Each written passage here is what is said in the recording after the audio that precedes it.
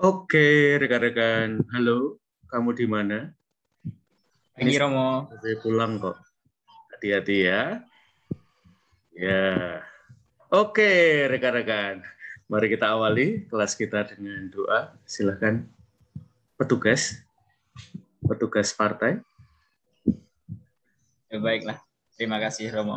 Marilah Romo, Bruder, Suster, dan teman-teman semua, kita mengawali perkuliahan kita pada hari ini dengan berdoa.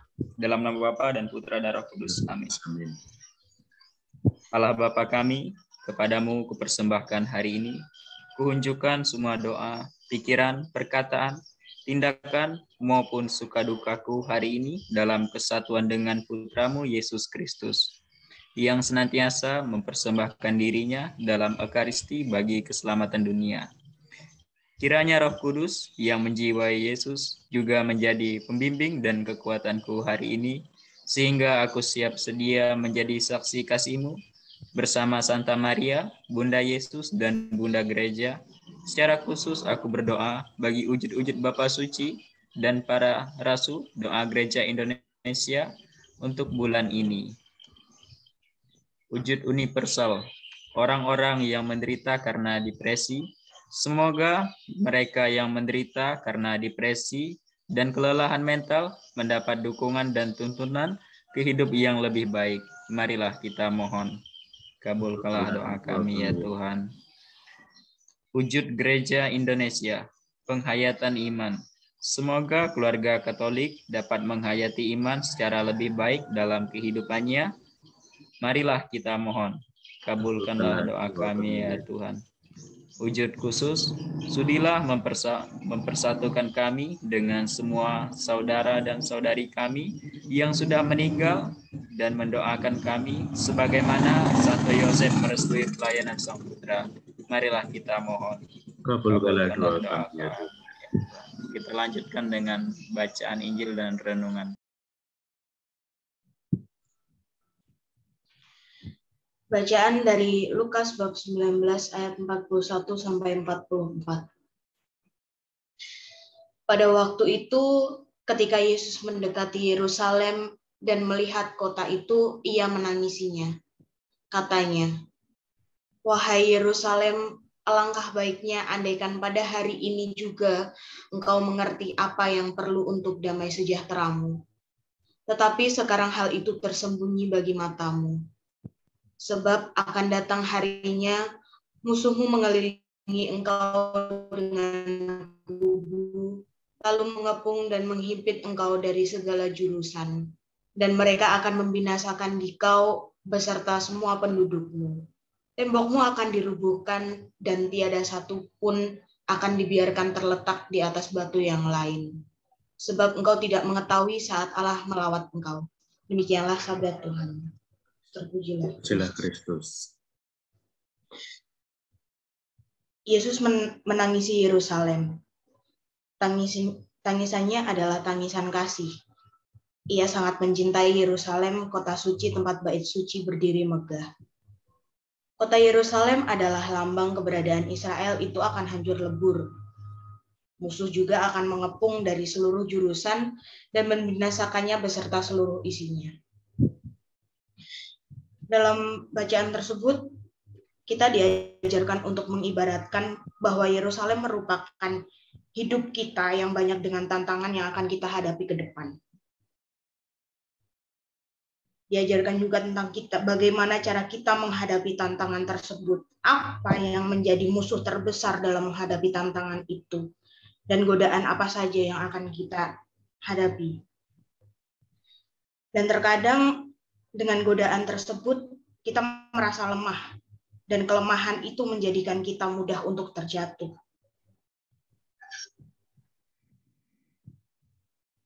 Dan dalam hal tersebut, mungkin kita akan kalah, tetapi kita diajak untuk tetap bertahan dan terus bangkit. Oleh karena itu, kita harus selalu memohon rahmat Tuhan agar dapat menghindari godaan-godaan yang ada, yang menjadikan kita pada titik terlemah. Tuhan akan selalu hadir dan membawa damai sejahtera. Tuhan juga selalu hadir di antara kita tanpa kita mengerti dan tanpa kita sadari.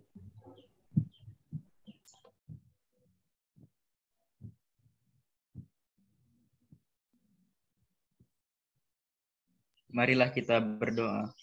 Selamat pagi ya Tuhan. Terima kasih atas berkat, penyertaan dan perlindungan-Mu dari tadi malam hingga pada pagi hari ini. Tuhan, kami mohon supaya Engkau mengajarkan kami untuk lebih mengerti kehadiran-Mu dan bantulah kami untuk melewati segala proses cobaan dan tantangan-tantangan di dalam hidup kami. Tuhan, pada pagi hari ini juga kami akan memulai aktivitas kuliah kami. Kami mohon berkat dan penyertaan-Mu di dalam kuliah ini. Semoga semuanya apa yang kami dapatkan bisa berguna bagi kehidupan kami dan juga bisa menjadi berkat bagi sesama kami. Ya Tuhan, kami juga berdoa untuk keluarga saudara kami, Hieronymus Sintus, yang pada hari ini ayahnya Engkau panggil ke hadirat-Mu. Semoga beliau Engkau terima di dalam kerahiman abadi-Mu bersama para kudus-Mu. Kami juga berdoa untuk keluarga yang ditinggalkan supaya tetap tabah dan memohon kepadamu agar Engkau selalu menolong keluarga Hieronymus Sintus di dalam situasi apapun juga. Semua ini kami sampaikan kepadamu dengan pengantaran Kristus Tuhan kami. Amin. Dalam nama Bapa dan Putra dan Roh Kudus. Amin. Oke, terima kasih kelas atas doa dan renungannya. Kita juga berdoa untuk Hieronymus Sintus dan ayah terkasih yang dipanggil Tuhan. Semoga mendapatkan kedamaian kekal. Ya, rekan-rekan, pertemuan kali ini akan menjadi pertemuan terakhir kita ya untuk kelas pengantar kitab suci ini. Mengapa pertemuan terakhir? Karena waktu kita pendek ya, teman-teman. Saya berharap minggu depan kita sudah akan mulai mengerjakan UAS kalian. Jadi kalian akan punya waktu kurang lebih 2 minggu untuk mulai mengerjakan UAS sebelum UAS ya. Nah, nanti saya akan memberikan beberapa tips kepada kalian cara mengerjakan UAS-nya. Yang pasti adalah ini ya, teman-teman. Studi kitab suci kita itu tidak mulai dari sesuatu yang kita sebut sebagai teks ya, tetapi kita mulai dari konteks. Jadi konteks itu adalah segala peristiwa yang ada dalam hidup kita yang mengajukan pertanyaan, yang kemudian teks kitab suci itu memberikan tanggapan atasnya. Nah, barangkali tanggapannya tidak sampai final ya, tetapi sekurang-kurangnya itu memberikan highlight kepada kita untuk memberikan guide ya kepada kita untuk menuntun kita. Maka cara penulisannya adalah mulai dari konteks.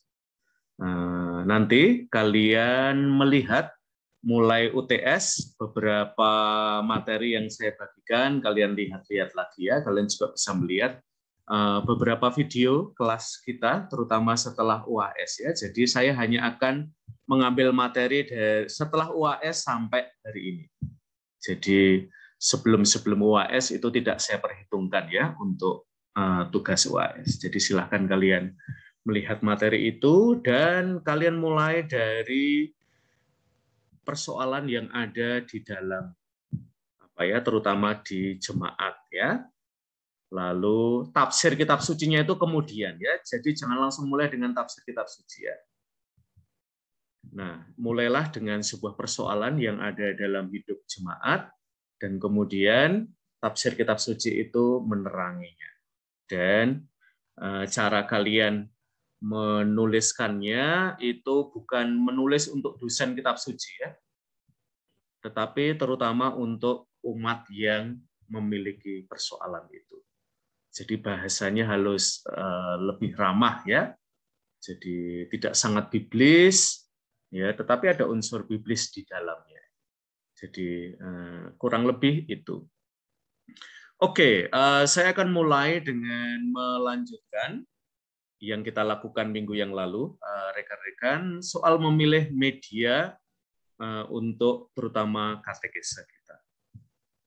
Nah, saya memilih salah satu teks ini yang kemudian divisualkan. Teacher, we've been doing this all night.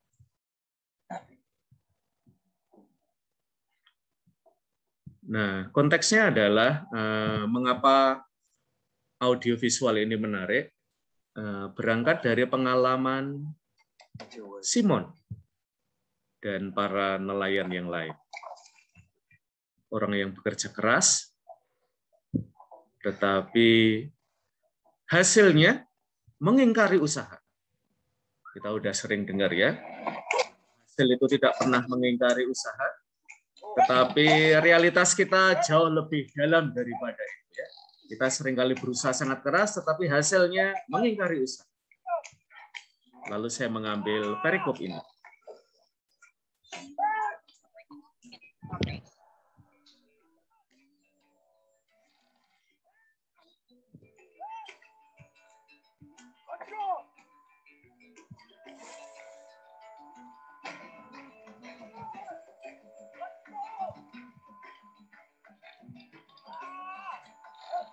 Nanti yang saya tanyakan setelah video pendek ini adalah apa yang menarik dari media ini ya.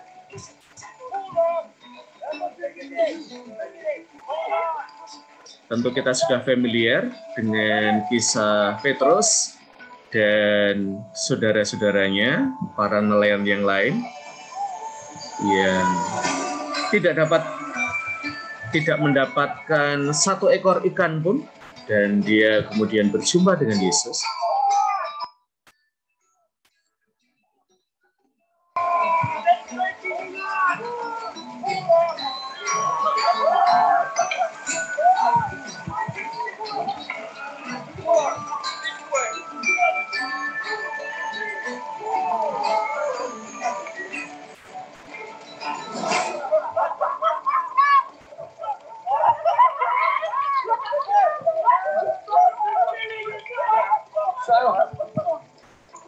I told you. I told you. I told you.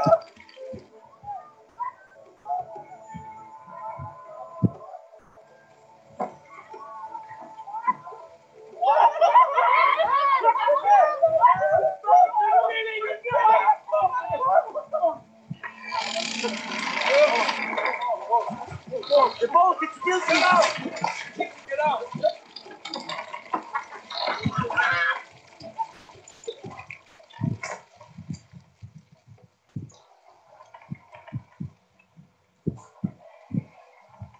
My brother and the baptizer. You are the Lamb of God, yes? I am. Depart from me. I am a sinful man. You don't know who I am and the things I've done. Don't be afraid, Simon. I'm sorry.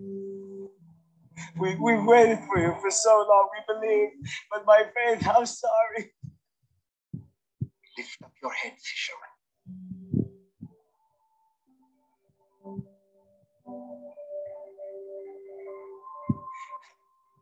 You are anything you ask, I will do.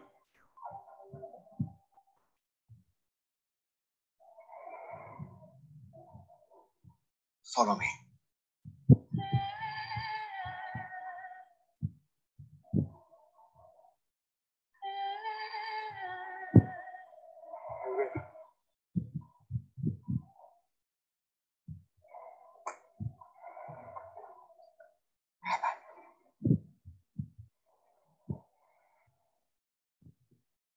You as well. Yes, you, James and John, come, follow me. Take the fish to the market and settle up Simon's debt. I'll get some help to fill both of these boats. Are you sure? Yes, go. What will you tell Ima? We've just been called by the man we prayed for our entire lives. And you ask me, what will I say when you miss supper? Go, now.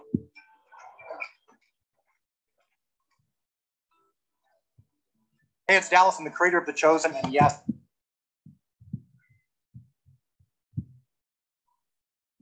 Okay, follow me.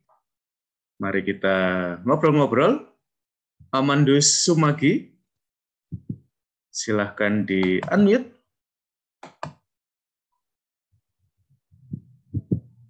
Amandus Sumagi, ada?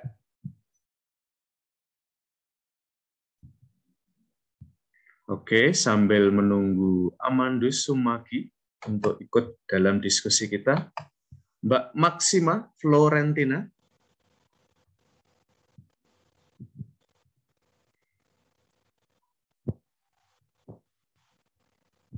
Oke, ya sudah, kita mulai aja dari yang videonya ada ya. Yuk, Matthew, bukalah kelas ini ya. Ya, Apa yang Romo. menarik dari media yang baru saja kita lihat ya? Kelihatannya kalian semua belum pernah melihat video tadi. Ini adalah video yang saya cari selama seminggu ya. Yuk, Matthew, apa yang menarik dari media tadi? Kalau saya suka yang ini karena live action, Romo. Ada pemainnya orang beneran gitu. Iya. Terus background musiknya juga animasi, sesuai gitu. Kamu tadi bilang live action ya, lebih kamu prefer ya.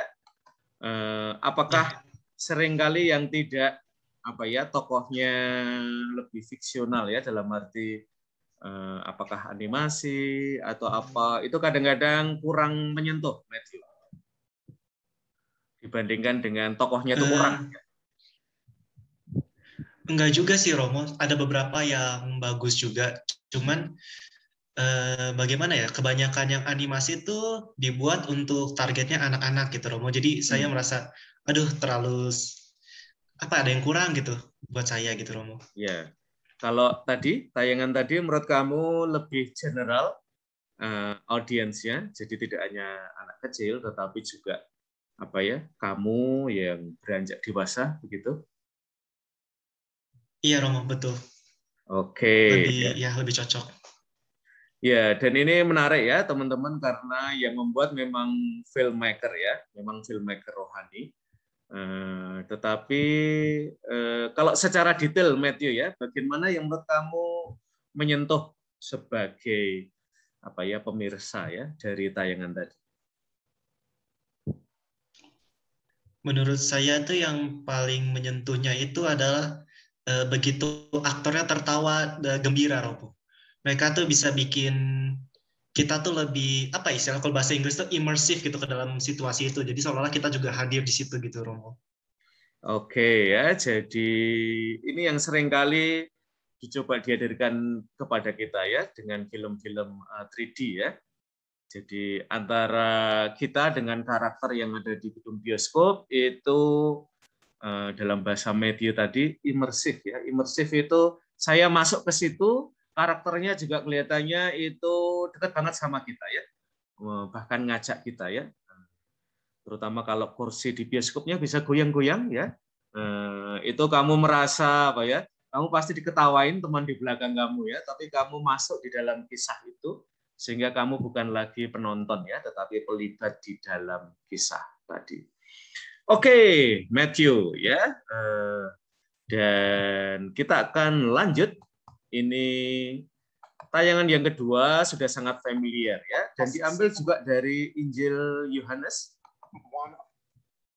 Ya, ini dari Passion of the Christ ya.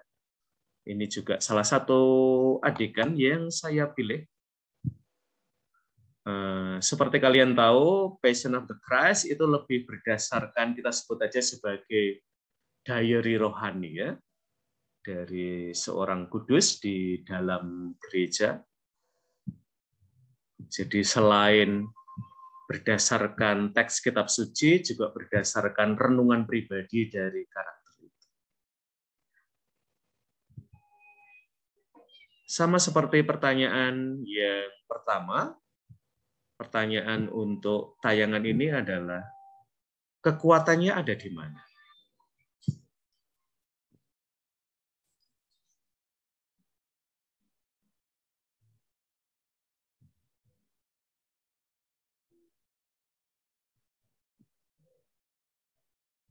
Nah, kalian bisa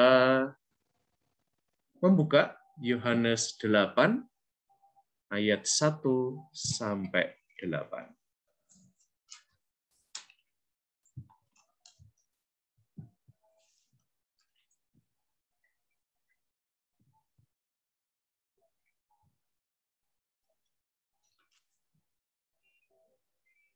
Ayat 1 sampai 11 ya.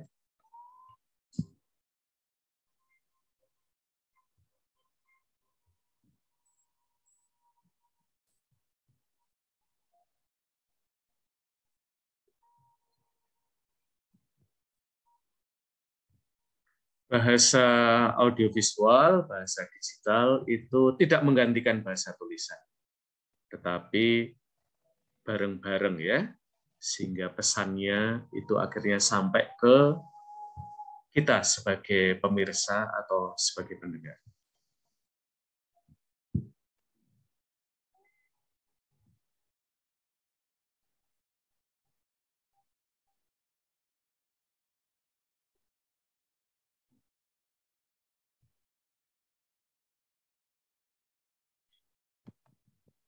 Oke, untuk peristiwa ini kita cari para perempuan.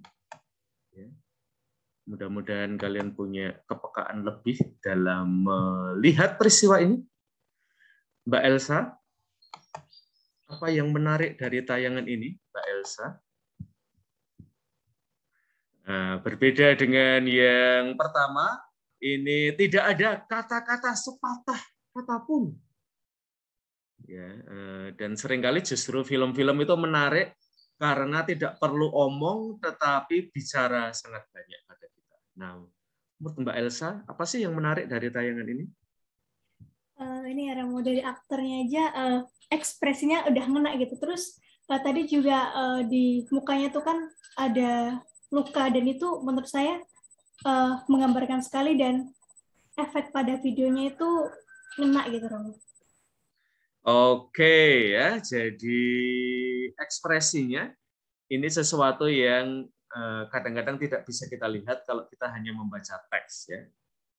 Jadi bahasa-bahasa ekspresi, gestur itu lebih tersembunyi ya dalam bahasa teks, sementara dalam bahasa audiovisual itu guratan-guratannya apa ya kelihatan, dan itu sudah menimbulkan kesan tertentu ya bagi kita sebagai penonton.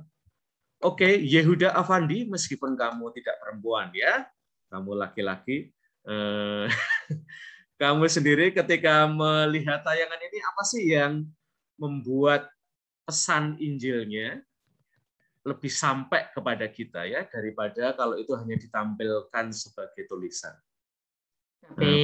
Sampai Romo pesannya, soalnya apa penyampaiannya dari pemainnya tuh emosinya dapat. Terus juga kisahnya orang juga udah familiar, perempuan yang berzina gitu loh. Oke ya, jadi kisahnya familiar, jadi itu membantu kita untuk tidak menebak-nebak ya ini peristiwa apa ya dalam Injil. Lalu yang kedua, menurut saya poin yang terutama menjadi penting ya untuk generasi kalian. Generasi kalian itu generasi yang afektif. Jadi apa ya, hal-hal yang terkait dengan afeksi itu apa ya lebih cepat ya kalian tangkap karena memberikan tempat pada afeksi, pada emosi kalian ya. Maka lagu-lagu yang mendayu-dayu seperti lagunya Anggi Marito tadi ya, itu dengan cepat menarik perhatian kalian ya. Jadi pesannya lagu tadi apa ya? Saya juga belum sering mendengarkan ya. Tapi saya akan terus mencintai kamu ya, sampai kamu tidak ragu akan cinta saya. Ya. Dan pada akhir kita dikasih kayaknya peristiwa di hutan ya, ngasih minum, ngasih jaket, kayaknya akan happy ending ya. Tapi pembuat filmnya, waduh, membuat kita tambah broken heart. Sudah berdua di atas ini bak terbuka, kayaknya romantis banget ya. Kayaknya itu akan menjadi ending untuk soundtrack atau film itu ya. Tapi ternyata ada telepon ya. Kamu di mana? Oh, saya lagi on the way pulang. Hati-hati ya. Dan yang menarik itu adalah ekspresi pemain perempuan di belakangnya ya, Mbak Anggi Marito ya. Dia diuji ya, apakah dia masih mau mencintai.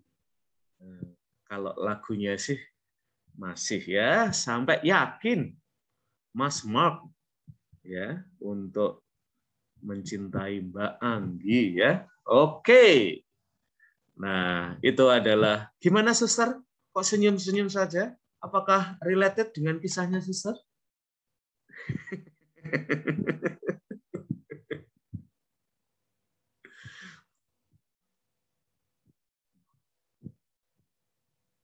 Oke, mana yang lebih menarik, suster? Videonya Anggi Marito atau videonya Maria Magdalena, suster?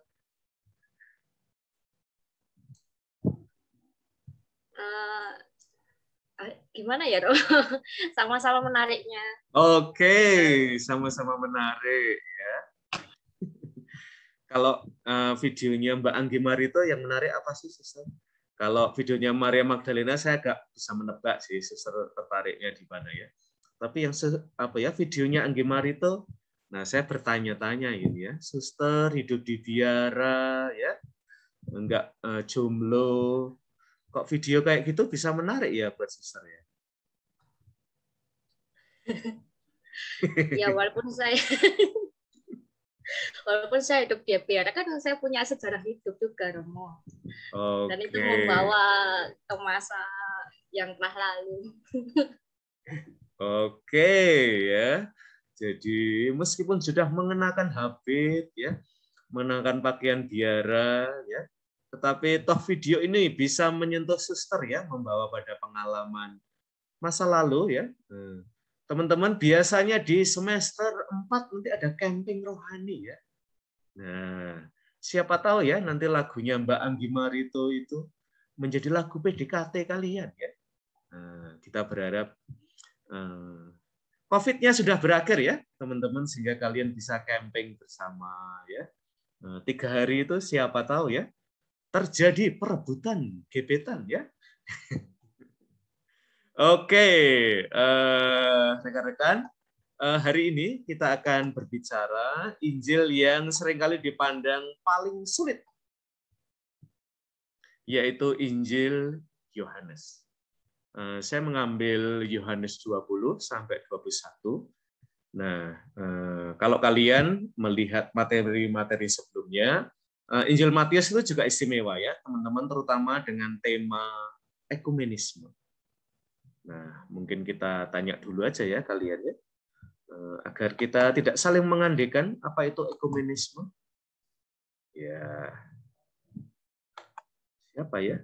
Albert. Ekumenisme itu apa sih, Albert?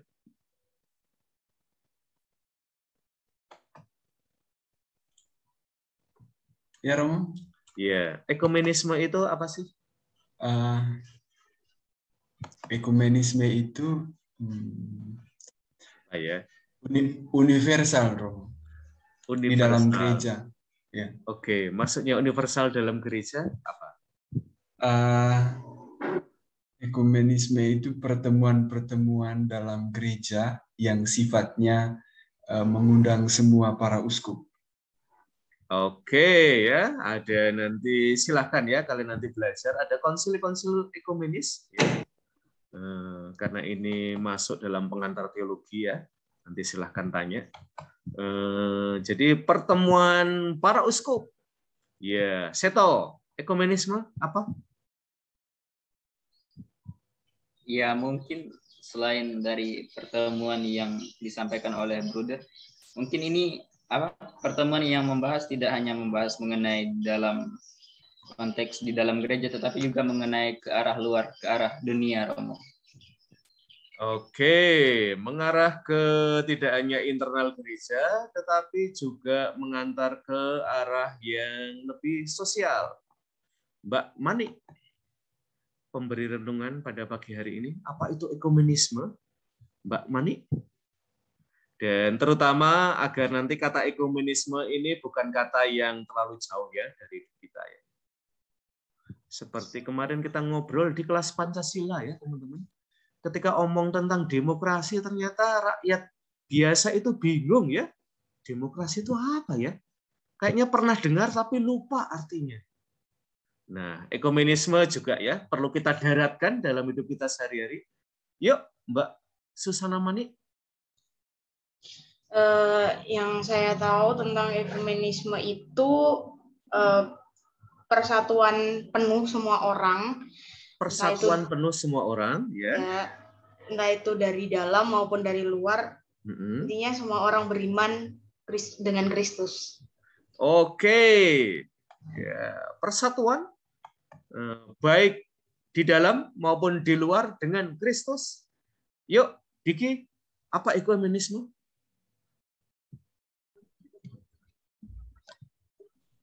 Ekumenisme itu kayak apa ya? Mungkin dari akar katanya bisa diartikan kayak rumah yang dapat ditinggali secara bersama itu. Rumah yang dapat ditinggali secara bersama, ya.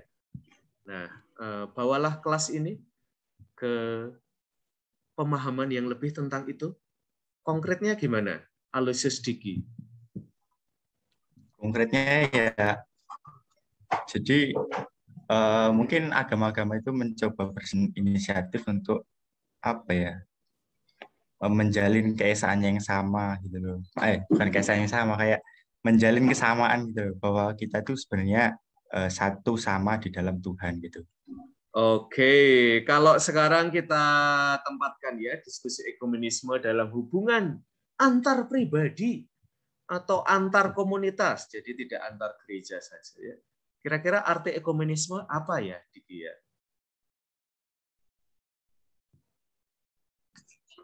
Apa ya, kok?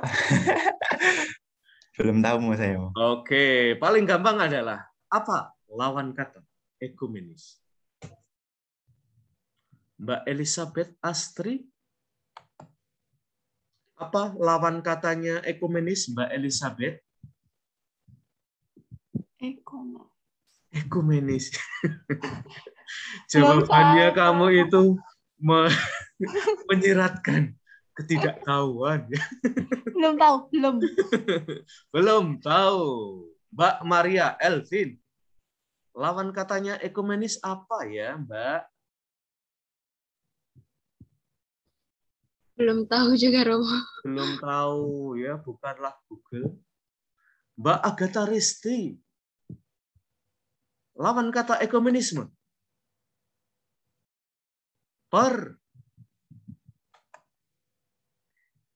Yuk, Mbak Agatha Risti.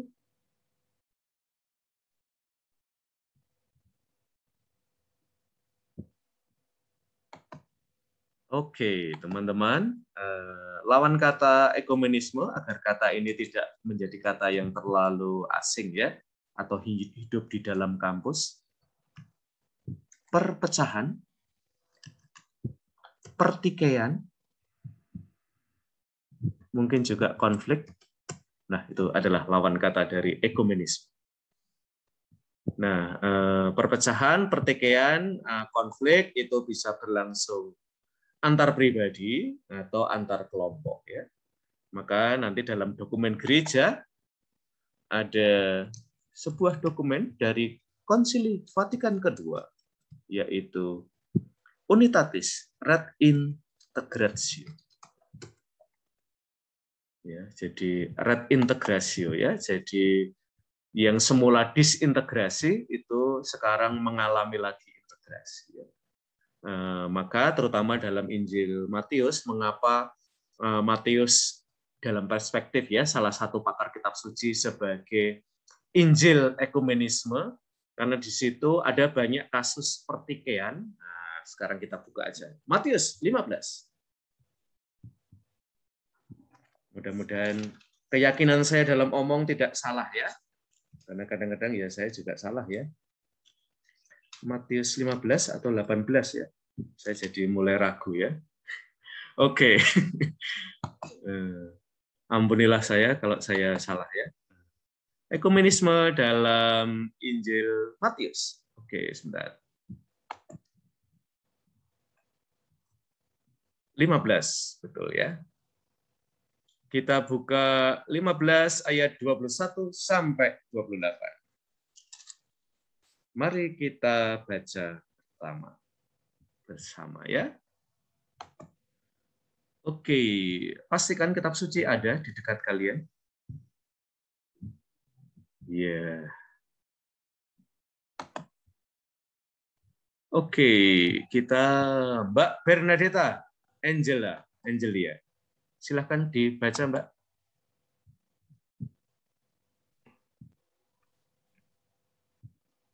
Lalu Yesus pergi dari situ dan menyingkir ke daerah Tirus dan Sidon. Maka datanglah seorang perempuan Kanaan dari daerah itu dan berseru, "Kasihanilah aku, ya Tuhan, anak Daud, karena anakku perempuan kerasukan setan dan sangat menderita." Tetapi Yesus sama sekali tidak menjawabnya. Lalu murid-muridnya datang dan meminta kepadanya, "Suruhlah ia pergi, ia mengikuti kita," dengan berteriak-teriak. Jawab Yesus, "Aku diutus hanya kepada domba-domba yang hilang dari umat Israel." Tetapi perempuan itu mendekat dan menyembah Dia sambil berkata, "Tuhan, tolonglah aku." Tetapi Yesus menjawab, "Tidak patut mengambil roti yang disediakan bagi anak-anak dan melemparkannya kepada anjing." Kata perempuan itu, "Benar Tuhan, namun anjing itu makan remah-remah yang jatuh dari meja tuannya." Maka Yesus menjawab dan berkata kepadanya, "Hai ibu, besar imanmu, maka jadilah kepadamu seperti yang ku kehendaki." Dan seketika itu juga anaknya sembuh. Oke, terima kasih Mbak Bernadetta Angelia. Nanti kalau sudah datang ke Jogja, nanti masuk jadi lektris Kota Baru ya. Kamu lolos kelihatannya. Saya biasanya salah satu juri ya, yang menjuri para calon ya. Kalau kamu ikut, langsung tak loloskan, Mbak Bernadetta Angelia. Cara kamu membaca kitab suci, saya kira sudah di atas rata-rata. Oke, teman-teman, pertanyaannya adalah, ekumenismenya ada di mana dalam perikop tadi? Ya, kalau ekumenisme itu berarti bahwa tinggal dalam satu rumah, kata Mas Diki. Ya, yuk, siapa ini? Justinus Wefma. Jangan lari dulu, Justinus Wefma ya. Yuk, ekumenismenya ada di mana?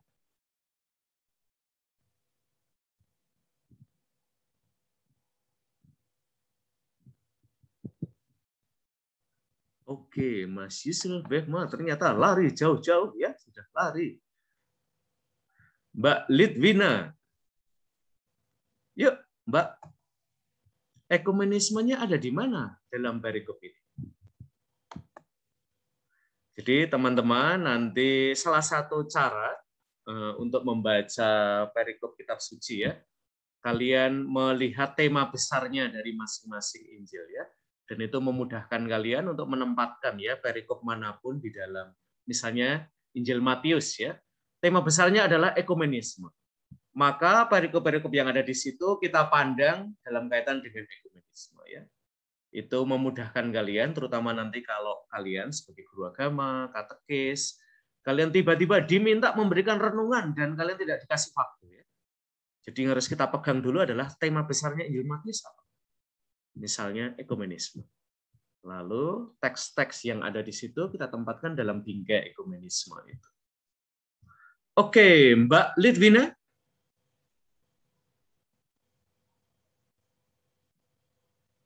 Sambil menunggu Mbak Litwina yang kelihatannya speechless ya.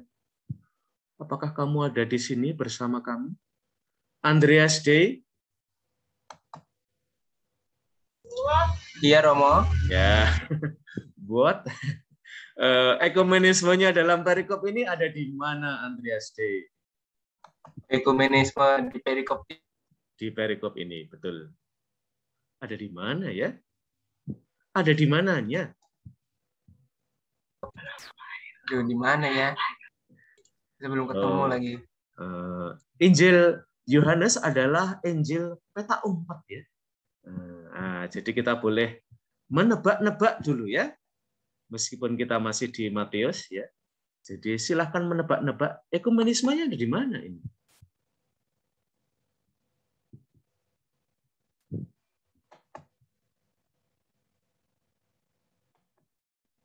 Silahkan, Andreas Day.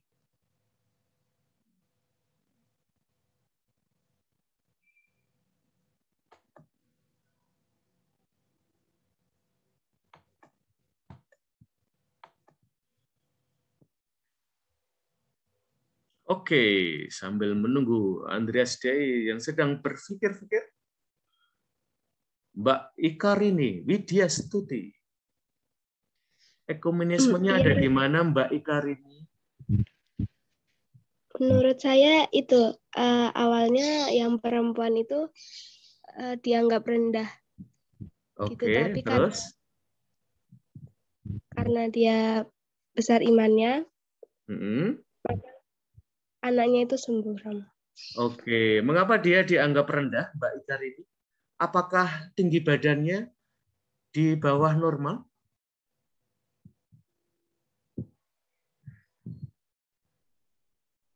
Mbak Ikarini?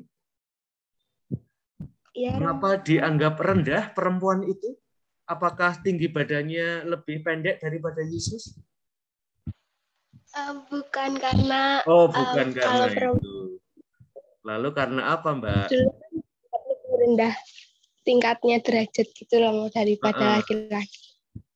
Oke, derajatnya lebih rendah sebagai perempuan. Apakah itu saja?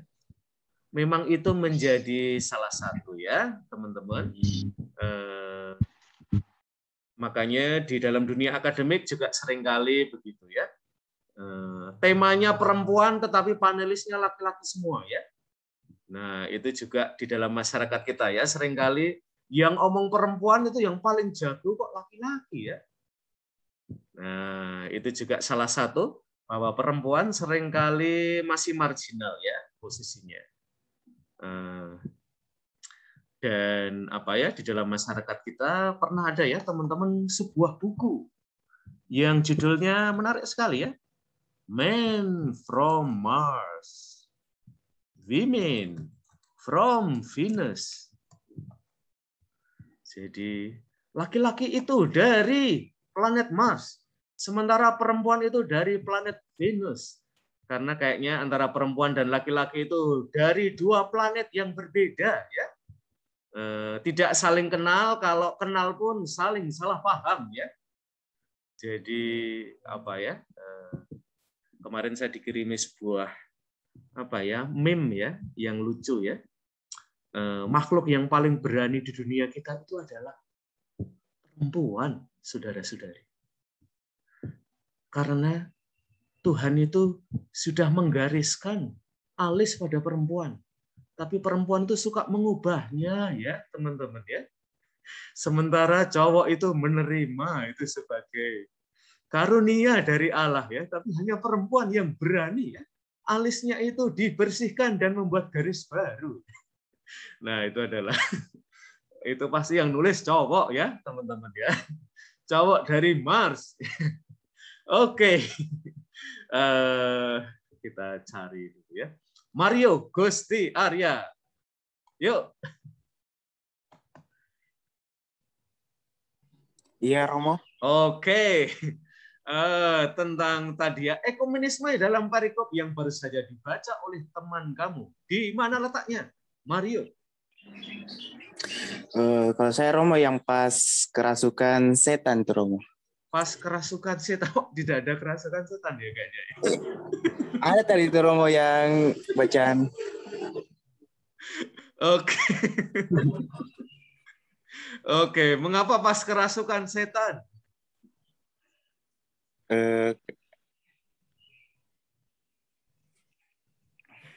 Kamu diketawai seluruh kelas. Sabar.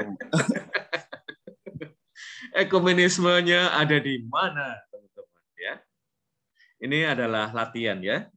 Kita melihat tema besarnya ekumenisme, lalu perikop dari ini ya. Bab 15 ini mau kita tempatkan dalam bingkai ekumenisme ya, maka perlu kita lihat secara detail ya ekumenismenya ada di mana. Jadi ekumenismenya ada di mana?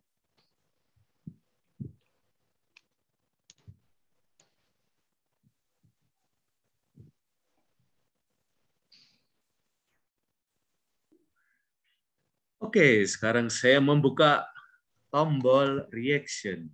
Raise hand kalau kalian menemukan jawabannya. Ya. Apakah ada di antara kalian yang menemukan jawabannya seperti saya sehingga berani raise hand? Ekumenismenya ada di mana, saudara dan saudariku?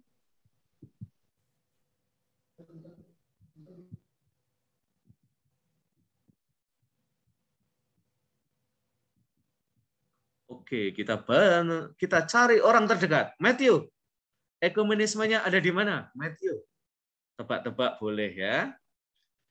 Nggak tahu bener atau salah nih Romo, tapi menurut saya mungkin karena dia itu bukan Israel ya, si perempuannya tadi dari bangsa lain. Terus dia pingin mengikuti Yesus juga, pingin memohon untuk dikabulkan permintaannya kepada Yesus juga gitu. Bahkan sampai merendahkan diri gitu, seolah-olah seperti anjing yang makan remah-remah gitu Romo. Mungkin Oke, gitu ya. Apakah Mbak Elsa setuju dengan Matthew? Kalau kamu setuju, mungkin kamu seekumenis dengan Matthew ya.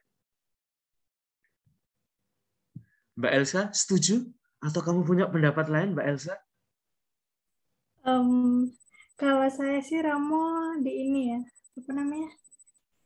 Ini bagian Yesus menjawab bahwa aku diutus hanya kepada domba-domba yang hilang dari umat Israel.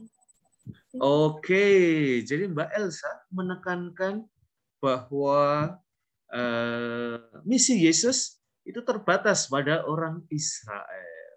Ya, Suster Avelina, ekumenismenya ada di mana? Apakah setuju dengan Mas Matthew dan Mbak Elsa?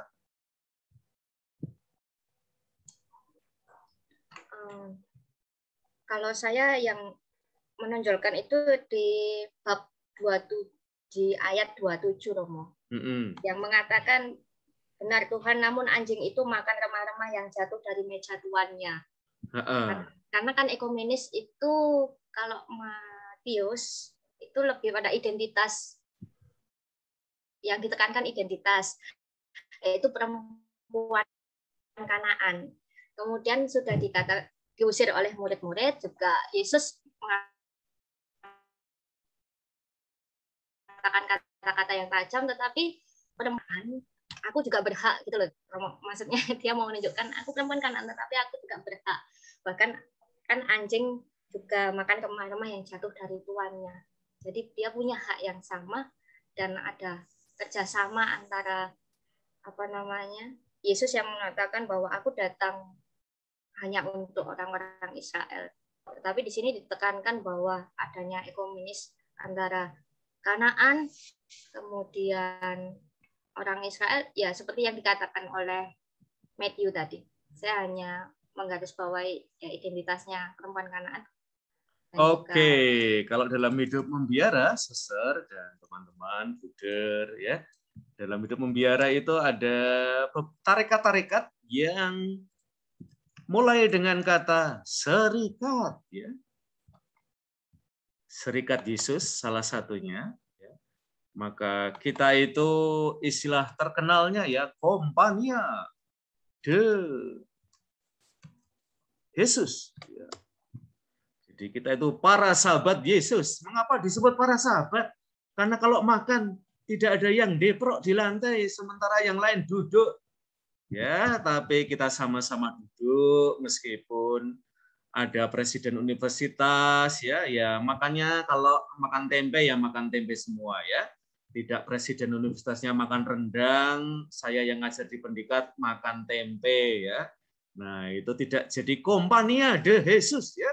Jadi tadi Suster sudah menyebut salah satunya adalah bahwa perempuan ini meskipun dalam bingkai pemikiran Yahudi, teman-teman, mereka itu yang duduk di meja, sementara ini tidak hanya deprok ya di lantai, tetapi bahkan dianalogikan sebagai anjing ya, yang makan dari remah-remah. Jadi beda banget ya analoginya, satu manusia, satu binatang ya, dan itu dari strata yang kontras ya. Oke, Albertus Gad ya. Meskipun Omi itu oblat ya, teman-teman, bukan serikat. Oblat Maria Immaculata ya. Ya. Gimana? Albertus Gad setuju dengan Matthew, Mbak Elsa, Suster Avelina? Ada sesuatu yang mau ditambahkan? Iya, Ram. Menurut saya dari ayat 26. Ayat 25, maaf. Tetapi perempuan itu mendekat dan menyembah dia sambil berkata, Tuhan tolonglah aku. Perempuan ini mau mengambil bagian dalam Yesus, dalam karya Yesus. Dan awalnya tadi perempuan ini wujudnya adalah dia mau menyembuhkan anaknya. Terus dia berusaha untuk masuk di dalam kasih Yesus itu melalui melalui pertanyaan bahwa Tuhan tolonglah aku. Dia mau bahwa anaknya disembuhkan oleh Yesus, dan pada dasarnya dia tahu bahwa Yesus itu adalah Tuhan. Dan di situ Tuhan juga menguji imannya. Tetapi ketika perempuan ini menjawab dari dalam hati menurut imannya, pada akhirnya anaknya sembuh. Begitu, Romo. Oke, ya. Dari 4 jawaban ini benar semua ya, teman-teman. Matthew, Elsa, Suster Avelina, dan Albertus Gad ya. Jadi waktu itu ada pembedaan masyarakat ya, juga secara religius antara orang Yahudi dengan orang di luar Yahudi, salah satunya orang Kanaan ya. Dan itu tidak hanya dibedakan, tetapi juga secara jenjang masyarakat, orang Yahudi itu ditempatkan lebih tinggi dari itu ya. Maka cara menganalogikannya adalah kalau tadi ya, men from Mars, women from Venus, itu kan ya kurang lebih masih agak setara gitu ya. Tetapi cara analoginya bahkan yang dipakai oleh Yesus itu masih sangat segregated ya. Jadi cara ini ya, anak dibandingkan dengan anak anjing ya. Nah, ini analogi yang hidup di dalam masyarakat Yahudi. Tetapi perempuan ini menerima ya status itu ya. Nah, sekarang pertanyaan saya adalah simpel banget. Yesus mempraktekkan ekumenisme atau Yesus belajar ekumenisme? Ya, ini pertanyaan saya itu gampang-gampang ya, tapi jawabannya yang susah ya. Jangan terjebak. Yuk, siapa ini tadi? Saya mencoba. Oh ya, silakan. Siapa ini? Jadi kalau saya itu Yesus mempraktikkan ekumenisme itu, Romo. Oke, Yesus mempraktikkan Yohan ya. Mengapa begitu, Yohan? Waduh, sayang ini sampai muncrat ya. Karena kalau kita yang sebagai manusia ini kan, Romo, kita itu harus mengikuti apa yang Yesus mempraktikkan itu, Romo. Jadi kalau di dalam manusia kita masih mempercaberakan.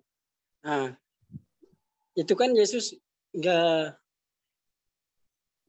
bukan nggak terima untuk jadi anak-anaknya, tapi pasti Yesus merasa itu yang kita lakukan itu salah, begitu Romo. Terus. Oke, Yohan, makasih atas kontribusinya. Yesus mempraktekkan ekumenisme. Apakah Seto sepakat atau sebaliknya, Seto? Yesus belajar ekumenisme.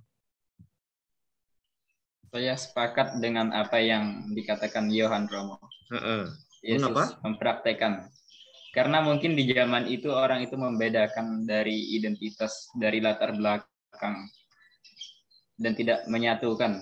Sehingga Yesus itu mengajarkan untuk merangkul, untuk mempersatukan semua yang ada. Walaupun Yesus mengatakan bahwa dia datang hanya untuk kepada domba-dombanya yang hilang, tetapi di dalam Injil Matius Tuhan itu mau menolong dan Yesus itu mau melihat apakah perempuan ini benar-benar mempercayai dia sebagai Tuhan ataukah tidak. Ini bisa kita lihat di ayat yang ke-28 ketika Yesus mengabulkan permohonan si perempuan ini. Seperti itu, Romo. Terima kasih. Oke, jawaban Seto ini mengajak saya untuk berpikir bahwa Yesus adalah seorang penyelamat yang punya background Yahudi. Ya, jadi kita nggak boleh menghilangkan Yesus sebagai yang punya darah Yahudi ya. Dan ini nanti maka dalam Injil Matius keyahudian itu tidak dibuang, keyahudian itu direngkuh ya. Maka tidak ada satu iota pun dari kitab Taurat yang akan dihapuskan ya, tetapi akan digenapi.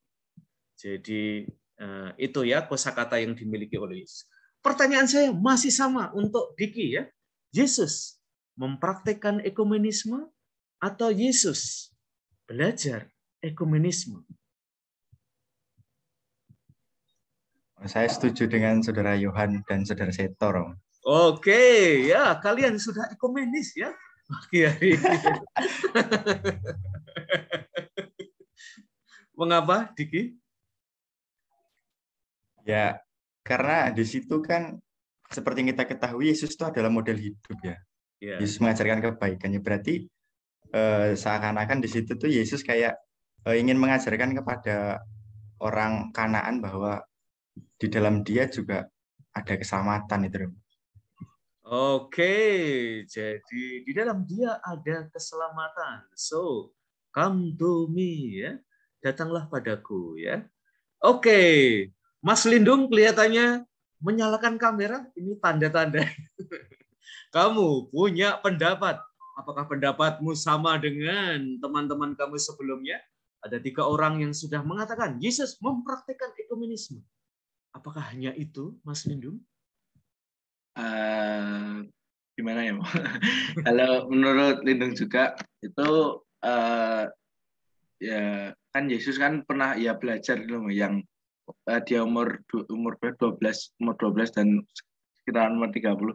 Nah, itu sepertinya kayak Yesus belajar dulu ya. Nah, kemudian baru mempraktekkan ekumenisme. Nah, itu Romo. Memang belibet lidah ya. Ya, jadi gimana ya, kayak ya Yesus tuh kan sebagai ya yang dikatakan tadi Yohan ya, yang Yesus tuh buat mengajarkan ya kita harus percaya kepadanya gitu loh. Gitu mau. Sama kalau boleh nanya sedikit mau? Oh, boleh. Forum tanya jawab sudah dibuka dari tadi. Ya. Ekumenisme itu tuh bisa disentuhkan dengan ekaristi nggak sih, Mo? Misalnya gimana, Lindung? Misalnya kan, nah, kan ini tadi kayak yang Lukas tadi, kan misal ini, aku diutus hanya pada domba-domba yang hilang dari umat Israel gitu. Jadi kan itu istilahnya kayak, gimana ya, Mo? Ya, buat ekaristi gitu, Mo. Misal kayak, kayak Yesus tuh agar semua percaya kepadanya menjadi satu gitu. Kayak Yohanes 17 ayat 21. Jadi Yesus membuat kayak sakramen pemersatu gitu loh. Ya, sakramen pemersatu sekarang ini diberi tekanan dalam doa Sikuragung ya. Yaitu terimalah kamu semua. Tidak hanya banyak dari kamu ya. Dan berbahagialah kita semua yang diundang dalam perjamuannya. Ya Tuhan, saya tidak pantas Tuhan datang pada saya, tetapi bersabdalah saja maka saya akan sembuh. Saya pernah punya pengalaman dengan kalimat itu ya, teman-teman. Ada pasangan yang suami Katolik, yang Kristen, itu adalah istrinya. Tapi istrinya ini selalu datang ke gereja ya. Mereka punya anak yang imut-imut ya.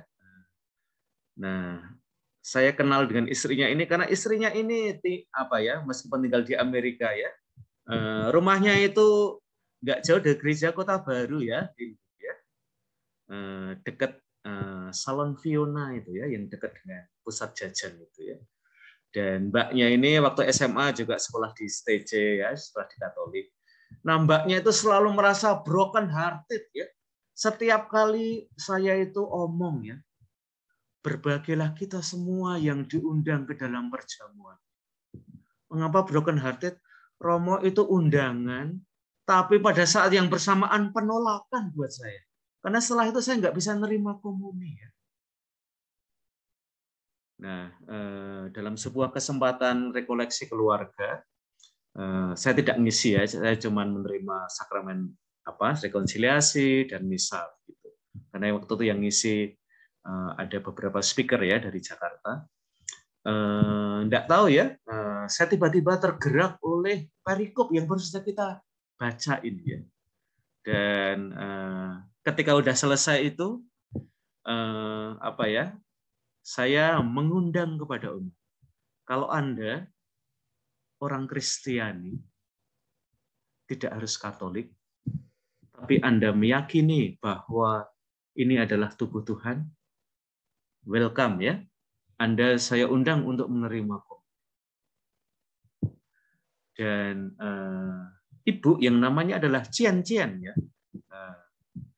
Itu setelah bertahun-tahun ya, sambil dia sesengguhan, dia ikut maju. Dan ketika dia menerima komuni, dia merasakan Romo ini pertama kali. Ekaristi itu menjadi sebuah undangan buat saya. Dan bukan pada saat yang bersamaan diundang lalu ditolak ya. Maka saya kira poinnya Lindung menarik ya, bahwa ini menjadi sakramen persatuan. Maka nanti terutama kalau ini nanti tidak semua umat Katolik ya, termasuk juga katekis, kadang-kadang prodiakon senang dengan praktek yang saya lakukan ya. Saya beberapa kali ditegur oleh prodiakon. Kan yang boleh menerima komuni itu hanya Katolik, Romo. Kok Romo mengundang yang Kristen-Kristen ikut menerima komuni ya?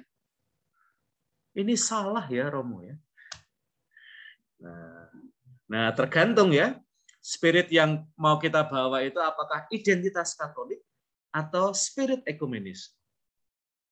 Nah, nanti ingat-ingat ya teman-teman, kalau nanti dapat mata kuliah kitab hukum kanonik, apakah pada momen-momen tertentu Romo boleh mengundang mereka yang Kristiani, yang non-Katolik, yang percaya bahwa itu adalah tubuh Tuhan untuk menerima komuni. Ini akan jadi persoalan pastoral, terutama paling simpel ya, kalau pernikahan. Orang tua silahkan berdiri untuk menyambut komuni yang Kristen. Loh, kok romonya nggak ngasih komuni ya? Atau romonya bisa invite mereka untuk menerima komuni juga. Juga nanti dalam spirit ekumenisme ya. Meskipun ekaristi pernikahannya di gereja Katolik, ya nanti Lindung, Matthew, Seto, Diki, Yehuda, siapa tahu ya, meskipun di pendikat itu cakep-cakep ya mahasiswinya, tapi siapa tahu ya pacarmu malah di UKDW ya, Universitas Kristen Duta Wacana ya, teman-teman Kristen ya. Ya, padahal tidak kurang-kurang yang cantik-cantik ya di pendikat ya, tapi kalian itu mengimpor ya dari UKDW untuk jadi pacar kalian. Nah, nanti kalau nikah di gereja, apakah mereka akan menerima komuni? Padahal pengennya saling menerimakan tubuh dan darah Kristus ya. Nah, tapi itu nggak jalan ya kalau spirit kita tidak spirit ekumenis. Ya. Nah, itu lindung ya. Jadi bahwa itu menjadi sakramen persatuan, nanti apakah itu makanya jawaban saya atas pertanyaan saya sendiri ya adalah Yesus juga belajar ekumenisme. Karena tanpa perjumpaan dengan perempuan Kanaan itu, pandangan Yesus tentang lian, ya, lian itu adalah the other, ya, bisa orang Kanaan. Jadi Yesus sebelum ketemu dengan perempuan Kanaan ini pandangannya tentang keselamatan itu terbatas di wilayah Yahudi. Maka nanti kita menemukan beberapa perikop ya, jangan menyimpang ke jalan orang-orang Samaria. Nah, itu pandangan keselamatan yang sangat dipengaruhi oleh identitas keyahudian. Tetapi dia di-challenge oleh orang-orang entah dari itu Kanaan, dari Siro-Fenisia, dari wilayah-wilayah lain ya, sehingga Yesus itu berpikir ulang ya. Apalagi perempuannya seperti yang kalian sampaikan tadi ya, dia bilang saya diomongin anak anjing nggak apa-apa sih. Yang penting saya dapat remah-remah. Dan kemudian itu mengubah gambaran Yesus tentang iman yang besar, itu juga dia temukan dalam orang-orang yang non-Yahudi. Besar sekali imanmu itu. Ya. Dan ini kata-kata yang Yesus sendiri jarang katakan pada orang Yahudi. Jadi dia mengapresiasi iman yang besar dari perempuan itu. Jadi teman-teman, Yesus mempraktekkan ekumenisme, sekaligus Yesus belajar ekumenisme. Nah, jawabannya ternyata tidak sesimpel yang kita kira ya. Apakah ada iman yang tergoncang di kelas ini? Nah, apakah ada yang mau bertanya dulu? Sebelum saya lanjut ke Injil Yohanes. Oke, dipikir-pikir dulu ya, teman-teman. Sekarang kita masuk ke Injil Yohanes. Ya, ekumenisme itu ya. Maka nanti kalian bisa mengangkat ya kasus-kasus terkait dengan ekumenisme. Nah, yang penting dari Injil Yohanes adalah recognition atau pengenalan. Ya. Nah, mungkin saya tanya dulu ya, pengalaman kalian yang sederhana-sederhana aja. Ya. Siapa ya? Yehuda dulu aja ya, yang kameranya nyala ya. Yang kameranya nyala akan saya beri prioritas. Mudah-mudahan ini bukan diskriminasi. Mas Yehuda Afandi, suka nonton film Mas Yehuda? Suka. Oke. Suka film yang alurnya seperti apa sih Mas Yehuda? Ini saya beri introduksi ya. Yang alurnya tuh kayak ada action gitu-gitu loh. Terus juga horor, thriller, itu suka. Yang alurnya begitu. Oke, ya, jadi hantu gayung ya. Mungkin Yehuda juga seneng. Endingnya biasanya Yehuda pengen ending yang seperti apa?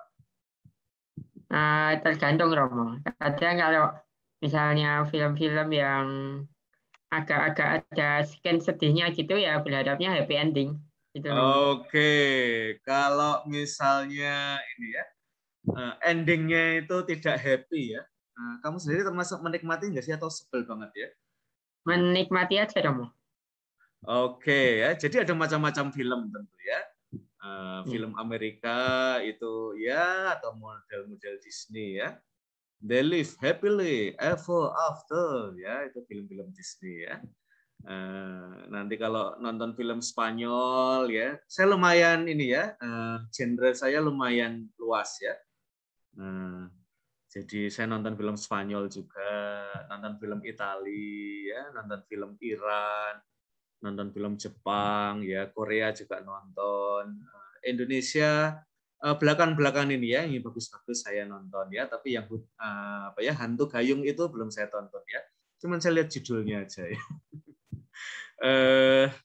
Makanya saya tadi tanya kepada kalian ya, karena teman-teman Injil Yohanes itu bukan genrenya tidak Hollywood ya, tidak Hollywood.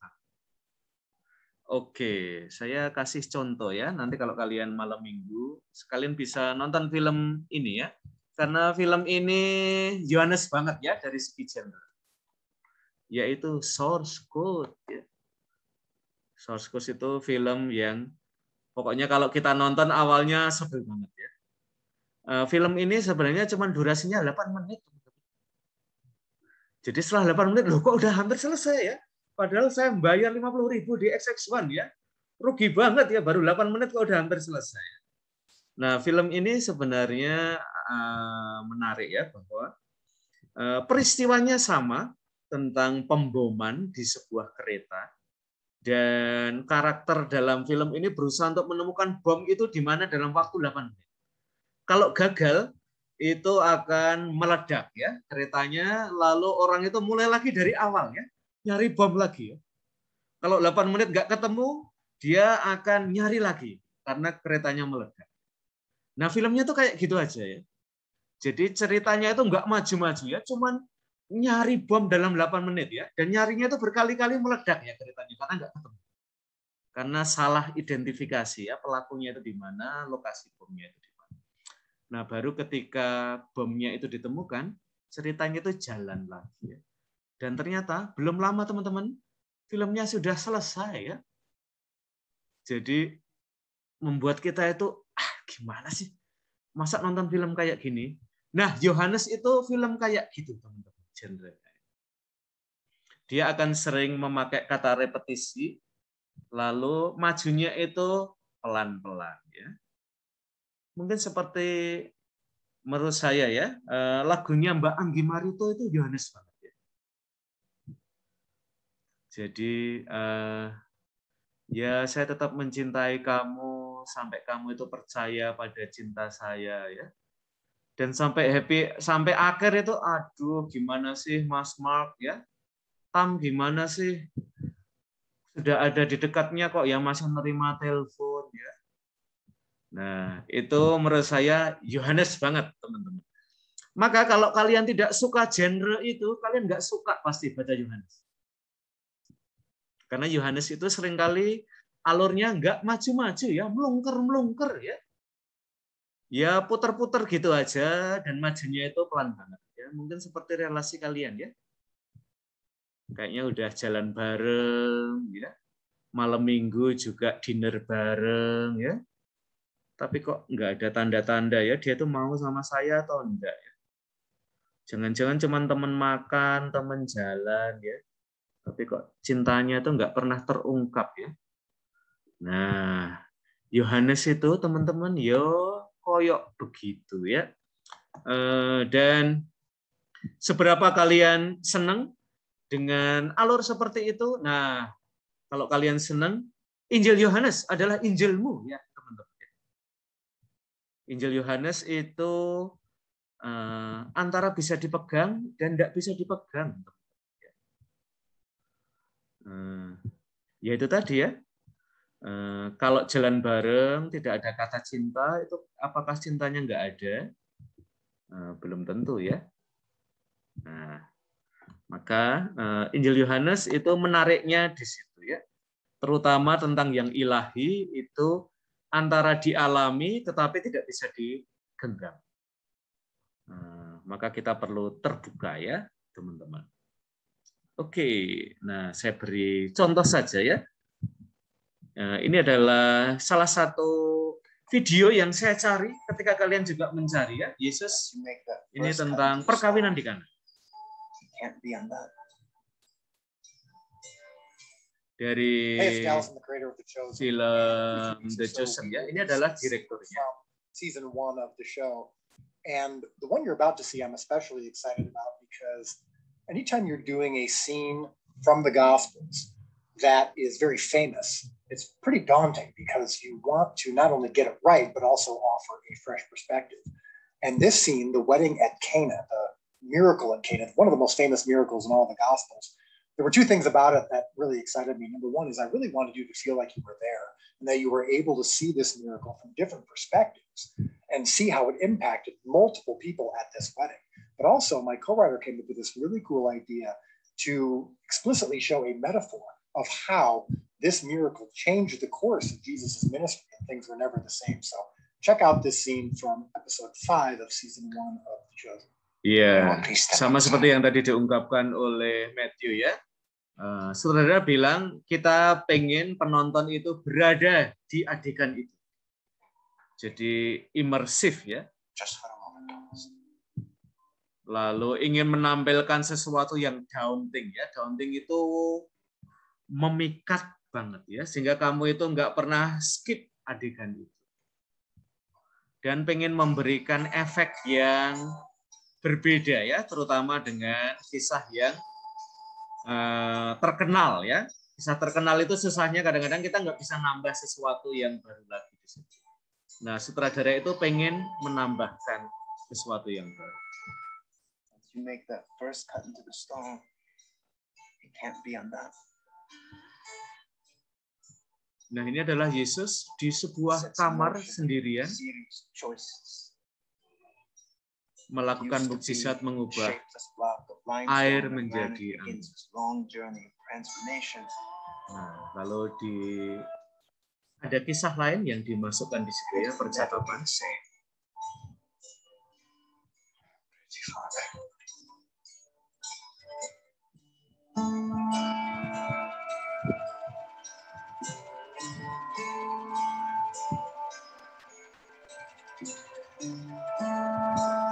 Bahkan menurut sutradaranya, dia pengen bahwa peristiwa mukjizat di Kana ini punya tempat yang sangat istimewa dalam pelayanan dia.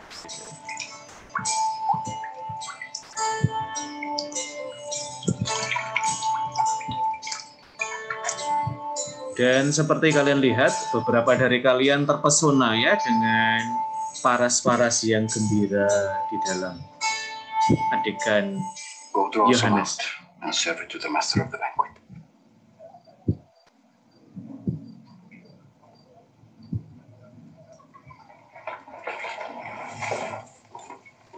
Dan nanti kita akan diberikan adegan bagaimana suasana pestanya itu ketika mukjizat terjadi.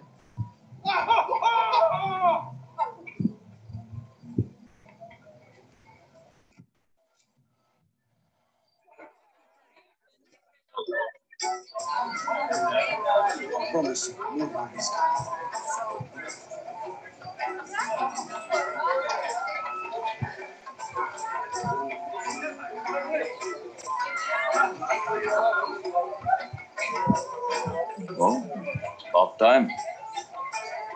The latter vintage, sir.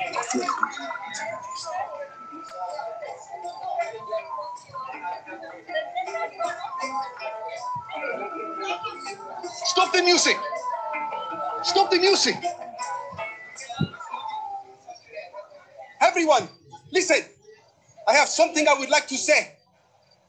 I would like to address the bridegroom and the bride families. At every wedding I've ever overseen, they serve the best wine first. And then, when the people have drunk freely, much later in the feast, they serve the poorer wine, the cheap stuff. Because by then, who is going to notice? Am I right? But you've chosen now to serve the best wine I have ever tasted. Let us thank them for this unnecessary but honorable gesture.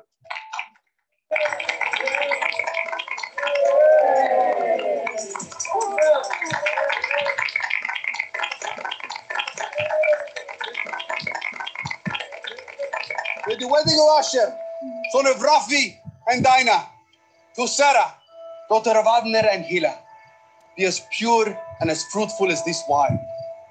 Blessed are you, Lord our God, King of the universe, who brings forth the fruit of the vine. To Asher and Sarah! To Asher and Sarah!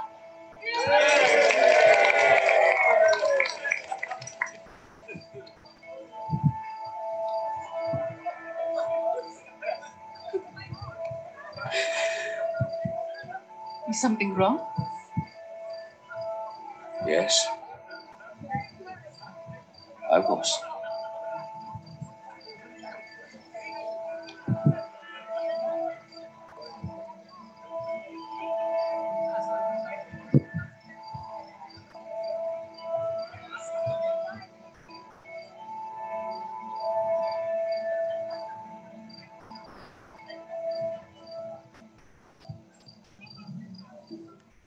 Oke, mari kita lihat ya. Sepeka apa kalian terhadap peristiwa ini? Siapa ya? Saya mencari kalian. Mudah-mudahan ada suara di kelas ini. Jonathan.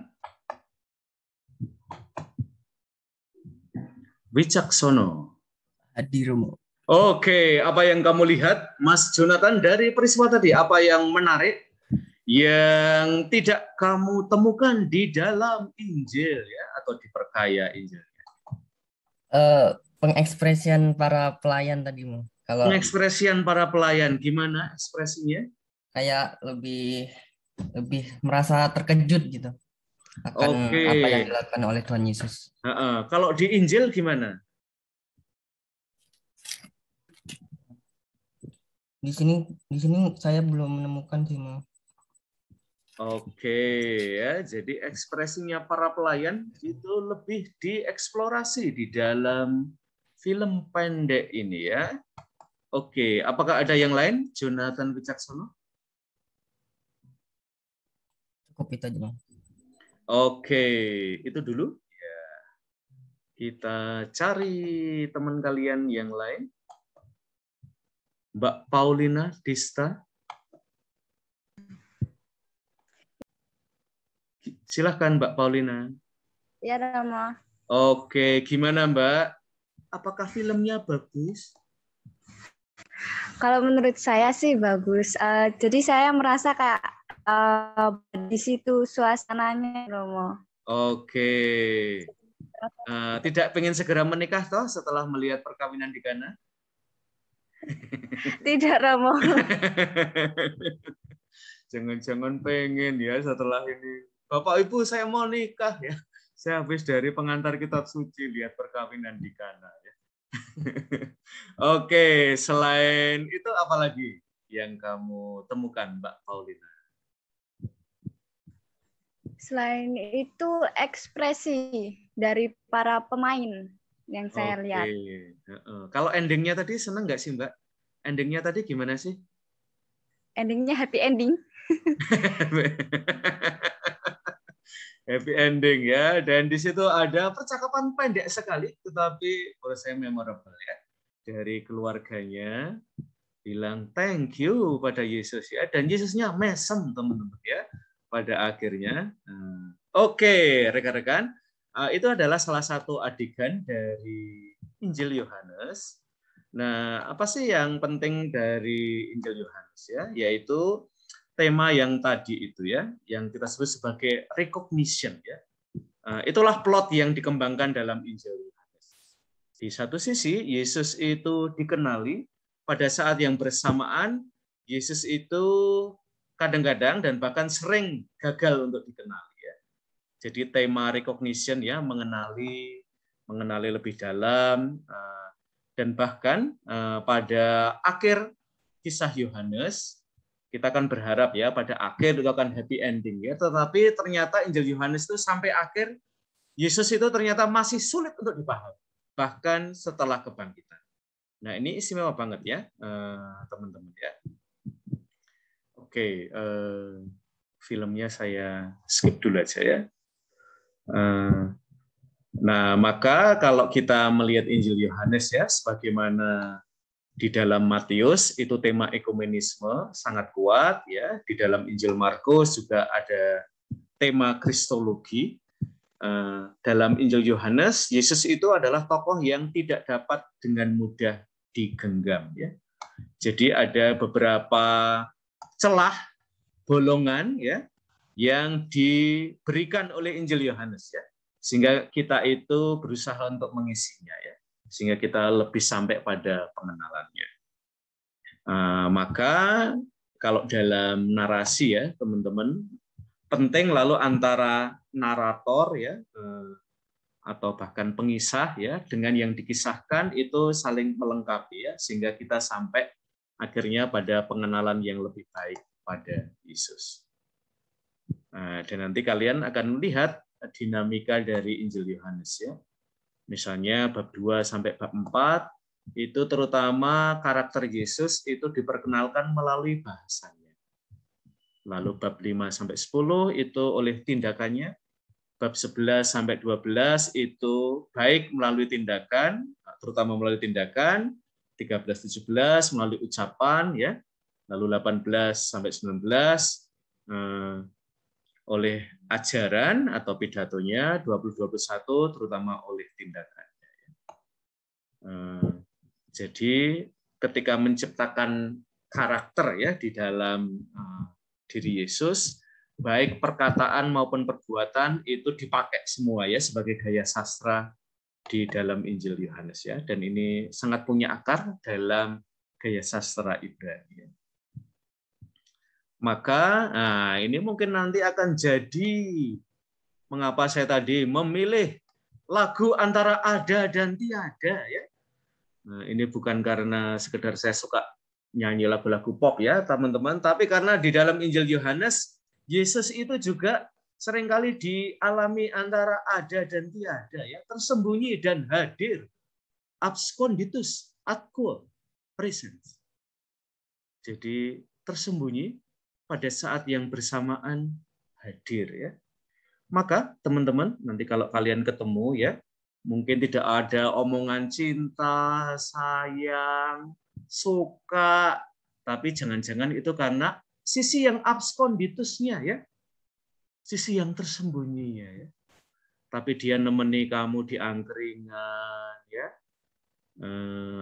ada lalat di dahi kamu, dia nepoin lalatnya, yaitu presensnya ya, hadirnya ya teman-teman. Maka ini istimewanya Injil Yohanes teman-teman. Kalau secara hermeneutik ini rayuannya Yohanes ya, menggoda.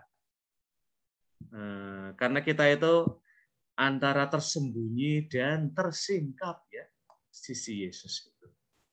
Maka untuk kalian yang mau membaca Injil Yohanes itu disyaratkan tekun ya. Karena kalau kalian tekun dalam mencari Yesus, lalu ganjarannya atau kadonya adalah hidup yang kekal. Nah, itu teman-teman. Gambaran tentang Injil Yohanes nanti kalian boleh baca-baca lagi ya. Oke, minggu depan yang akan kita lakukan adalah tidak ada kuliah Zoom ya. Yang saya ingin kalian lakukan minggu depan adalah mencari sebuah tema ya yang menjadi pergumulan, pertanyaan dalam diri umat ya, dan kalian mencoba mencari referensinya dalam teks-teks yang sudah saya tawarkan, terutama sesudah UTS ya. Jadi boleh tentang jadi macam-macam ya, kelompok-kelompok yang kita sapa ya. Juga dari Injil Sinoptik ya. Nah, itu caranya. Jadi silakan mencari kasus dulu ya. Jangan mencari teksnya dulu. Karena kalau kalian mencari teksnya, kalian akan pindah ke Fakultas Teologi ya. Jangan ya.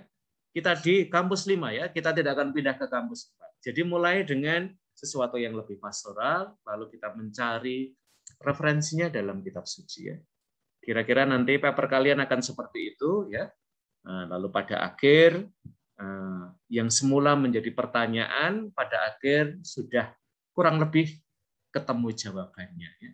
Itu kira-kira kesimpulan nanti paper kalian. Paper kalian tidak akan panjang-panjang ya, seperti UTS kalian ya. Paling panjang 750 kalimat, itu berarti cuma 2,5 halaman, spasi 1 ya. Pendek banget, kalian akan punya waktu kira-kira 3 minggu untuk mengerjakannya ya.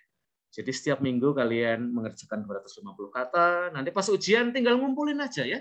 Tidak perlu nulis paper lagi ya. Jangan dibilang ke dosen-dosen lain ya, karena mungkin nanti mereka akan mengikuti jalan saya ya. Ini adalah jalan ninja saya. Oke. Akhirnya teman-teman, terima kasih atas perhatian kalian. Minggu depan nanti saya beritahu ya. Mungkin kita akan menggunakan grup saja ya, grup WA untuk tanya-tanya, agar kalian tidak terteror ya kalau ada Zoom ya. Oke, teman-teman, kata kunci yang kita boleh ambil dari Injil Yohanes adalah absconditus, atquo, presens. tersembunyi sekaligus hadir. Ya. Nah, bukankah cinta itu seperti itu? Seperti rembulan, ya, seperti bintang-bintang. Kadang-kadang tidak bersinar, tapi dia tetap hadir ya buat kalian. Jadi Mbak Elsa tidak perlu wahing-wahing ya. Meskipun tersembunyi, dia hadir, Mbak Elsa ya. Nah, yang sudah presence di grup ini siapa tahu ya, mereka mencoba menghadirkan diri untuk kamu ya. Ya. Jadi jangan ditempatkan di waiting room, apalagi di remove ya dari daftar pertemanan kalian. Ya. Oke, rekan-rekan, selamat melanjutkan aktivitas. Meskipun mendung-mendung ya, kita jauhkan bantal dari dekat kita ya. Karena mungkin seseorang sedang presence pada kalian. Dan semoga orang-orang itu tidak lagi tersembunyi dari hidup kami. Nah, kalau itu terjadi pada orang-orang di sekitar kita, apalagi Tuhan juga ya. Mungkin dia kadang-kadang agak tersembunyi, tapi dia sebenarnya mau hadir pada kita. Oke, terima kasih semua dan selamat melanjutkan aktivitas. Terima kasih, Romo. Terima kasih. Oke, ya.